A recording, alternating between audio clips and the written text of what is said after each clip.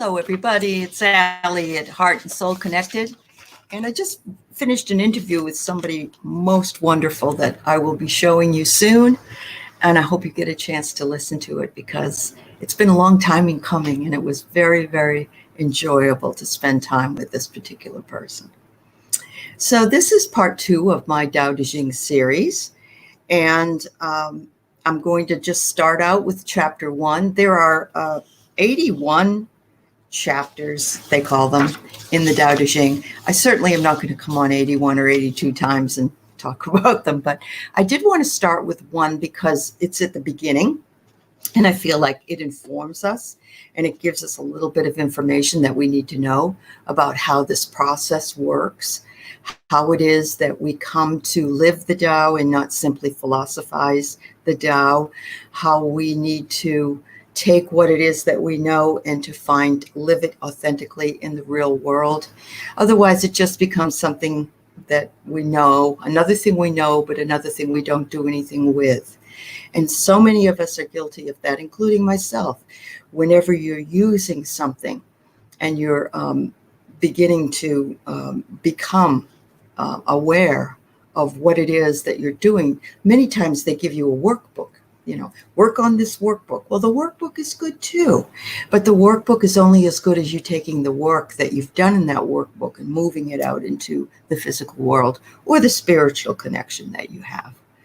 So the Tao Te Ching has many translations. There's lots of different translations. And so I want you to know, if you find one that doesn't sound exactly the same as what I'm saying, that this is because it was translated differently, but it really doesn't lose the flavor of what it means. So in number 1, the Tao is called the Way. It says that it can be spoken of. If you can speak about it, then it's not the real Tao. But I like this one better. The Tao that cannot be walked is not the way. And the Tao means the way. So here we see again that the written word can never fully express anything. It can only give you an idea of what it is. Sometimes we even say there isn't a word for it. It's so unexplainable, inexplicable in order to find the right words that can tell you exactly what you feel. There is more behind what we observe in the physical world. We know this, and yet there are a lot of people that don't realize it. They see something, they see this pen, or they see this, or they see, you, and they see your outside shell, but they don't see what's inside. So seeing what's inside is our biggest test that we can give others, or that we can do for others. Seeing our inside provides us with the ability to know if in here matches out here, okay? You can learn from that in which you observe, but to see beyond, we must detach ourselves from that surface thing. We have to say, okay, well, I see that, but what does it mean? What is inside of that? What makes that what it is? It's important to detach from just this thing. It's kind of like my example for money. We all love the green stuff. Even if we're not materialistic or egotistic or any of those other things, money is, somebody hands you $100 bill, that's, wow, what are you doing? But all it is a representation of what is behind it. In other words, if we didn't give our value to that green piece of paper or those coins in our hand, that these mean something besides just a material object, then we would be just standing and holding paper that could be used for anything. Toilet paper, use it for, hopefully nobody during COVID did that. I know they used T-shirts and things like that because they ran out, but I hope nobody took money. So if we distance ourselves from the world and become not a part of the world, we can see through the world to that deeper thing that's behind us, behind the world that we see. We all know that there are machinations behind the curtain. All we had to do was watch The Wizard of Oz and hear the booming voice of the grand poobah. And then when Toto pulls back the curtain, he's just a man. And he's, making steam and making loud noise, but he's nobody. He's just nobody. And sometimes our biggest fears and our worries are that nobody. We need to pull that back, and we need to say to ourselves, will this matter to me tomorrow? Does it really mean, do I have to really focus on this, or should I move on? One of the other things I think that is important to mention, and it has to do with seeing something beyond what is right there, is the ability to read auras.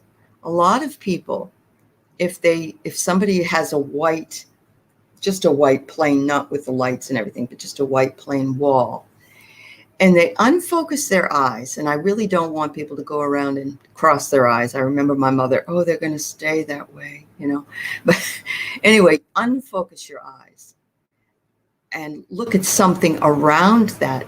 There's a very good chance you will be able to see the colors of the aura of the person that you're looking at, or the animal, or even perhaps an object that we have around us.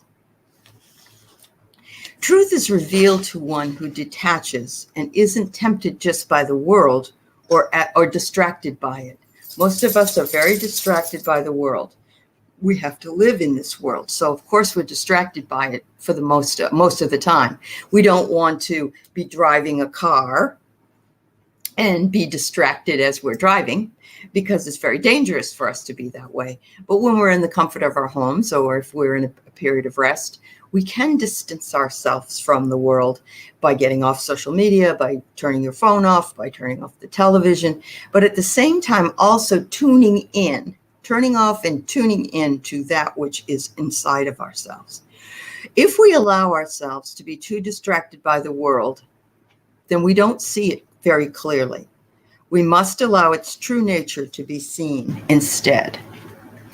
And this is the Tao. This is the way.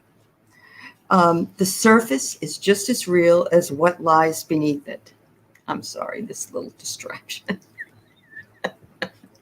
She loves to be on TV.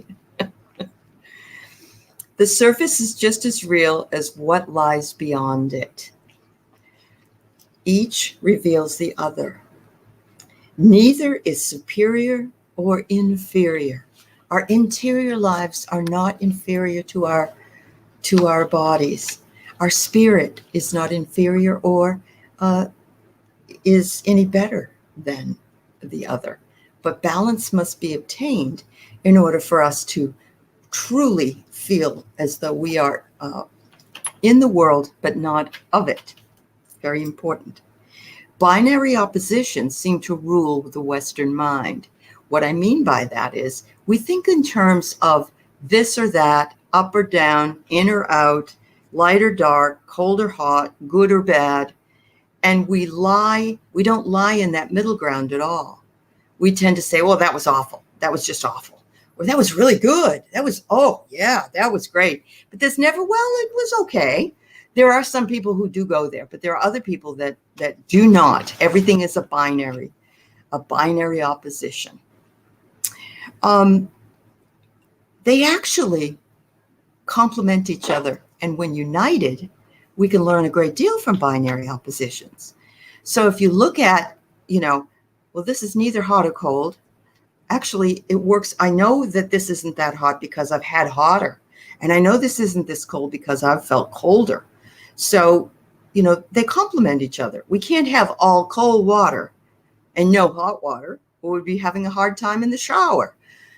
The same thing with light or dark. We need both. We need a time to live outside in the sunshine and a time to regenerate ourselves.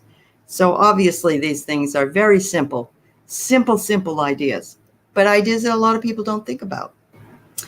So body and spirit also need each other, and they need concern and nourishment. You should not neglect your body in your self-care. You should not neglect your spirit in your self-care. Those things need nurturing. Never let that happen. You need to work to do that. If you pretend that you are something you are not, this eventually breaks you because you're divided. If you pretend you are something you are not, this breaks you.